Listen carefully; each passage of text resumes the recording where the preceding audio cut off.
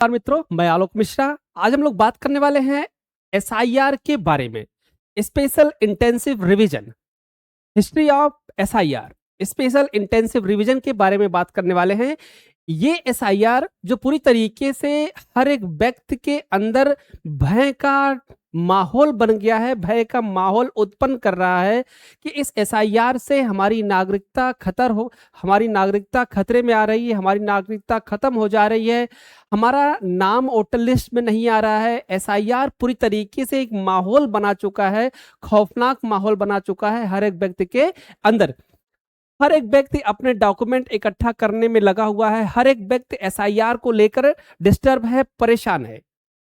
तो आज हम इसी पूरे एसआईआर के इर्द गिर्द बातें करने वाले हैं कि एक्चुअल में एसआईआर की हिस्ट्री क्या है। क्या ये पहली बार एसआईआर करवाया जा रहा है? क्या यह एसआईआर का ऑब्जेक्ट क्या है, उद्देश्य क्या है, एसआईआर क्यों करवाया जा रहा है, एसआईआर से बेनिफिट क्या होने वाले हैं, लॉस क्या होने वाले हैं, इन सभी के बारे में हम लोग आज बात करने वाले हैं। तो सबसे इंपॉर्टेंट क्वेश्चन ये है कि history of special intensive revision. कुछ लोगों को ये मानना है कि एसआईआर कहाँ से आ गया भैया, पहले तो नहीं था।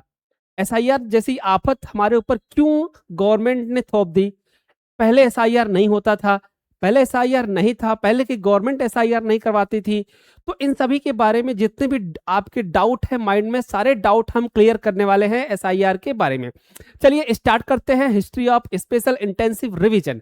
आप हमारे साथ बने रहिए और आप लाइक और सब्सक्राइब और शेयर जरूर करिए। चलिए स्टार्ट करते हैं एसआईआर। एसआईआर के बारे में, history of special intensive revision SIR India from independence to present. मतलब कि जब से हमारा देश आजाद हुआ है तब से लेकर आज तक हम अपने इस एसआईआर के बारे में बात करने वाले हैं, इस स्पेशल इंटेंसिव रिवीजन के बारे में बात करने वाले हैं कि क्या ये पहले भी होता था, कि अब अचानक से गवर्नमेंट एसआईआर लेकर क्यों आ गई। एसआईआर से कितने लोग परेशान हैं, कितने लोगों के मन में ये डर का माहौल है कि कहीं ना कहीं हमारी नागरिकता खतरे में है, कहीं ना कहीं हमें डॉक्यूमेंट इकट्ठा हम कहाँ से कर पाएंगे। जिसके भी डॉक्यूमेंट इकट्ठा नहीं होंगे, जिसके पास भी डॉक्यूमेंट नहीं होंगे, क्या उसकी नागरिकता खत्म हो जाएगी? तो ये एसआईआर नामक जो ये प्रक्रिया हो रही है, ये अभी अचानक से आ गई कि पहले से था? इन सभी के बारे में हम लोग स्टेप बाय स्टेप जानेंगे, बने रहिए हमारे साथ। चलिए बात करते हैं what is special intensive revision. ये क्या है भैया? स्पेशल इंटेंसिव रिवीजन है क्या एक्चुअल में, इसका काम क्या है, समझिए। Special intensive revision SIR is the house to house verification and complete revision electoral rolls. SIR का मीनिंग क्या है कि ये घर घर जाकर वेरिफिकेशन करना, complete revision of electoral roll. जो पहले से इलेक्टोरल रोल बन चुका है, चुनाव लिस्ट बन चुकी है, उसको वेरीफाई करना हाउस टू हाउस जाकर। Clear? Conduct by the election commission of the India. और इस एसआईआर को कौन करवा रहा है? इलेक्शन कमीशन ऑफ इंडिया इसको करवा रही है। समझिए इसके ऑब्जेक्ट क्या है भैया। इट्स ऑब्जेक्टिव इज, क्या ऑब्जेक्ट है? Include every eligible voter. इसमें हम क्या करना चाह रहे हैं? हर एक एलिजिबल वोटर को लाना चाह रहे हैं। Delete duplicate registration, remove names of people who have permanently shifted. ऐसे व्यक्ति का नाम रिमूव करना जो इंडिया से परमानेंटली शिफ्ट हो चुका हो। Correct error in voter record, जो वोटर लिस्ट में इनकरेक्ट रिकॉर्ड है उनको करेक्ट करना, ये इसका ऑब्जेक्ट है, ये इसका काम है। हिस्टोरिकल इवैल्यूएशन ऑफ एसआईआर 1950 से 1951, 1950 से लेकर 1951 में preparation of the first electoral roll. 1950 में पहली बार चुनाव लिस्ट तैयार की गई थी, इलेक्टोरल रोल तैयार किया गया था। ठीक है, उसके दौरान एसआईआर का रोल देखने को मिला था। क्या है?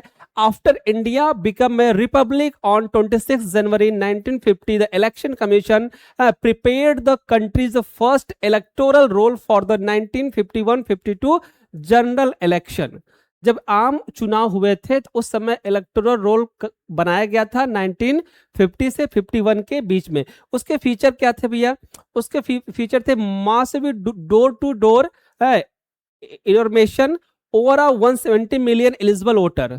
Many citizens had to the documentary proof women were often the list is the wife of interested by the their women names.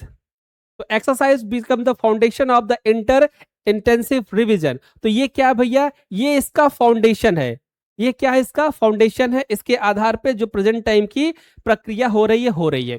फिर बात आई है भैया 1950 से 1960 के बीच में। सेकंड स्टेप आया 1950 से 1960 के बीच में रेगुलर इंटेंसिव रिवीजन। फिर यहां से क्या किया गया, रेगुलर तरीके से इंटेंसिव रिवीजन करवाया गया।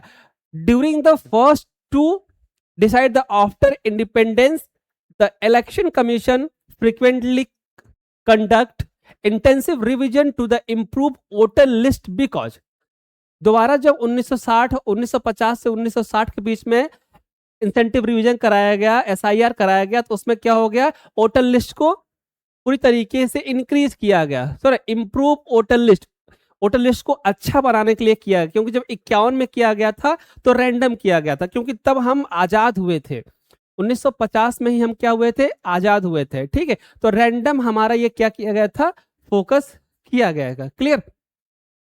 उसके बाद बात करेंगे हम लोग electoral rolls, content any errors, migration increase, new adult become the eligible. बहुत सारे नेम डुप्लीकेट आ गए थे, तो इनको भी वहां से हटाने की जरूरत थी। 1966 amendment shift toward the summary of revision. यहां पे अमेंडमेंट किया गया after amendment to the electoral law and administration practice around the 1966 में फिर से अमेंडमेंट किया गया इलेक्टोरल रोल में, और interest of preparing in the entire new rule of every year. तो हर साल 1966 से हर साल नया इलेक्टोरल रोल बनना स्टार्ट हुआ। क्लियर। यहाँ क्या, existing voter list where of update, जो पहले की वोटर लिस्ट होती थी उसको अपडेट किया जाता था। बात समझ में आई। वोटर लिस्ट को अपडेट करने की प्रक्रिया 1966 से स्टार्ट हुई और हर साल उसको क्या किया गया, अपडेट किया गया, ठीक है। तो उसमें एग्जिस्टिंग जो वोटर होते थे उनको अपडेट किया जाता था। Claim and objection were the invited, इसमें ऑब्जेक्शन भी लिया जाता था, क्लेम भी किया था। Only necessary correction of were, जो जरूरी करेक्शन होते थे उसको किया जाता था। फिर बात आई 1980 की। 1980 में लार्ज स्केल इंटेंसिव वेरिफिकेशन, 1980 में बड़े पैमाने पर इंटेंसिव वेरिफिकेशन कराया गया। क्यों कराया गया, ड्यूरिंग द 1980, ठीक है। अर्बनेशन, इलेक्टोरल, इंटरनल माइग्रेशन इंक्रीज्ड, इसमें क्या कहा भैया, इंटरनल माइग्रेशन इंक्रीज होने लगा, इसलिए कराया गया।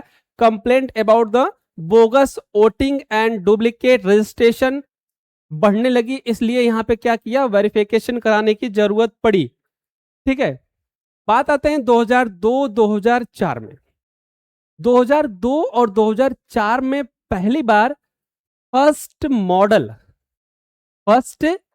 मॉडर्न स्पेशल इंटेंसिव रिवीजन को कराया गया, मतलब कि मॉडर्न तरीके से कराने का प्रयास किया गया पहली बार 2002 से लेकर 2004 के बीच में, 2 साल के बीच में। क्या मेजर माइलस्टोन कम इन 2002, जो मेजर प्रक्रिया कराई गई वो 2002 से स्टार्ट हुई।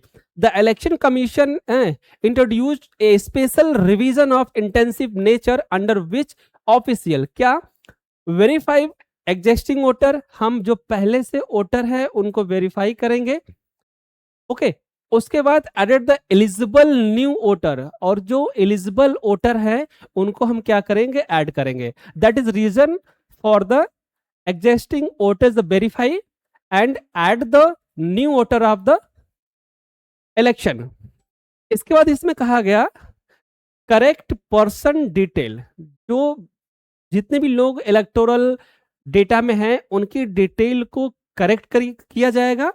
उस पर conduct the house to house verification, इसमें क्या किया जाएगा, हाउस टू हाउस वेरिफिकेशन करवाया जाएगा, ओके डन। इसके बाद आया ये आपका session 2005 and 2024, that is mostly summary revision. 2005 से 2024 तक समरी रिवाइज किया गया। Electoral rolls were the generally update through the annual summary of revision. यहां से इलेक्टोरल रोल को, चुनावी बॉन्ड्स को समरी, एनुअल समरी की तरफ से रिवाइज करने का प्रयास किया गया। Citizen use form 6 and 7 and the 8 for the inclusion, deletion and the correction. यहां से एक फॉर्म इशू किया गया, फॉर्म 6। फॉर्म 6 क्यों, किस लिए होता है? फॉर्म 6 होता है न्यू नाम वोटर लिस्ट में ऐड करने के लिए। फॉर्म 7 होता है, ठीक है, उसका फॉर्म 8 होता है आपका अपडेट करने के लिए। अगर आपके नाम में कोई करेक्शन करना है तो फॉर्म 7 यूज किया जाता है। Okay, online services such as the voter service portal and the digital IPC of generally expected. तो 2005 से 2024 के बीच में ऑनलाइन सर्विस स्टार्ट हुई इलेक्शन कमीशन की वोटर को ऐड करने के लिए। उसके बाद आया 2025 रिवाइल ऑफ एसआईआर, फिर से दोबारा एसआईआर को लाया गया। तो in the 2025 the election commission revile the special intensive revision process beginning with the Bihar and then expanding in pass. फिर से 2025 में एसआईआर को बिहार में रिवाइल किया गया, लागू किया गया, ठीक है। According to the election commission of India the reason included. Election commission India ने बिहार में एसआईआर का जो रीजन बताया, ऑब्जेक्ट बताया, वो ऑब्जेक्ट इस तरीके से है, duplicate registration due to migration. Duplicate जो वोटर आ गए हैं, जो माइग्रेट होके आ गए हैं, उनको हटाना। Disease the voter remaining the on roll, need for the more accurate electoral roll, ensuring that on the eligible citizen is the corrected, the ineligible person is the include। जो पर्सन इनएलिजिबल है उनको वहां से हटाना, remove करना।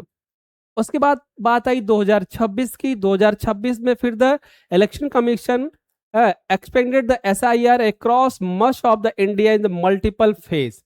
फिर यहां से इलेक्शन कमीशन ने डिसाइड किया कि हम पूरे इंडिया में मल्टीपल फेस में एसआईआर कराएंगे, ठीक है। उसमें की फीचर क्या ऐड किया गया? की फीचर ऐड किया गया house to house enumeration by the booth level officer, जिसे बोलते हैं बीएलओ। बीएलओ अपॉइंट किया जाएगा और वो घर घर जाके वेरीफाई करेंगे किसको? वोटर लिस्ट को। उसी को बोलते हैं एसआईआर, स्पेशल इंटेंसिव रिवीजन। जो पहले से आपका नाम था, जो पहले से आपके वोटर लिस्ट में नाम था, उसको ये क्या करेंगे? रिवाइज करेंगे। क्लियर?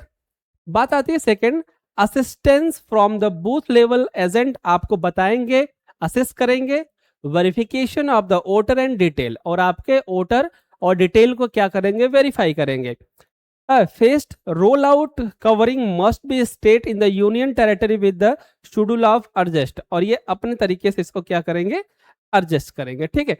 अगर हम बात करें टाइमलाइन ऑफ द समरी कि किस ईयर में क्या ऑब्जेक्ट लागू किया गया एसआईआर में, ठीक है, तो यहां पे बात हो रही है एसआईआर की, कब क्या क्या एसआईआर में लाया गया। तो सबसे पहले जो एसआईआर की बात होती है वो 1950 से 1951 में होती है।